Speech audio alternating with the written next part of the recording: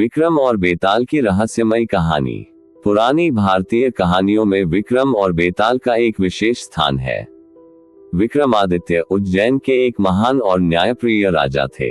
एक दिन एक योगी उनके पास आया और उन्हें एक असाधारण कार्य करने का प्रस्ताव दिया। उसने बताया कि अगर राजा एक विशेष कार्य पूरा करेंगे तो उन्हें महान शक्तियां और असीमित ज्ञान प्राप्त होगा।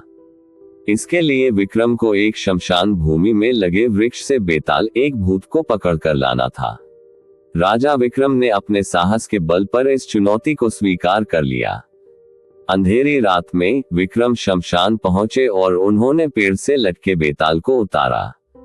जैसे ही उन्होंने बेताल को कंधे पर उठाया, बेताल ने एक शर्त रखी कि यदि विक्रम रास्ते में चुपचाप उसे लेकर चलते हैं तो वह साथ चलेगा, लेकिन अगर राजा ने उत्तर दिया तो वह वापस पेड़ पर लौट जाएगा।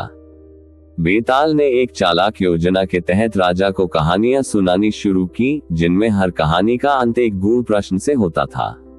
इन कहानियों में नैतिकता, प्रेम, न्याय और धर्म की गहन शिक्षाएं छिपी थी। एक कहानी का उदाहरण। एक बार बेताल ने विक्रम को 3 राजकुमारों की कहानी सुनाई जो एक सुंदर राजकुमारी से प्रेम करते थे। जब राजकुमारी की अचानक मृत्यु हो गई तो एक राजकुमार ने उसका अंतिम संस्कार किया, दूसरे ने उसकी अस्थियों को इकट्ठा किया और तीसरे ने तंत्र मंत्र से उसे जीवित कर दिया। बेताल ने विक्रम से पूछा कि इन तीनों में से कौन राजकुमारी का सच्चा प्रेमी है।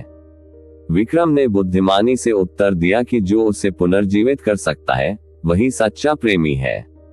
हर बार जब विक्रम सही उत्तर देते, बेताल अपने नियम के अनुसार वापस पेड़ पर लौट जाता और विक्रम को उसे बार बार पकड़ना पड़ता। अंत में बेताल का रहस्य। आखिरकार बेताल ने विक्रम को अपनी अंतिम कहानी सुनाई, जो उस योगी के बारे में थी जिसने विक्रम को ये कार्य दिया था। बेताल ने बताया कि वह योगी विक्रम को बलि के रूप में चढ़ाकर अमरता प्राप्त करना चाहता है। बेताल की चेतावनी पर ध्यान देते हुए विक्रम ने योगी को मात देने की योजना बनाई और उसका अंत कर दिया। शिक्षा। बेताल विक्रम के साहस, धैर्य और न्यायप्रियता से प्रभावित हुआ और उसे आशीर्वाद देकर विदा हो गया। इस प्रकार विक्रम और बेताल की कहानियां हमें जीवन में सही निर्णय लेने, सत्य के मार्ग पर चलने और बुद्धिमानी का सहारा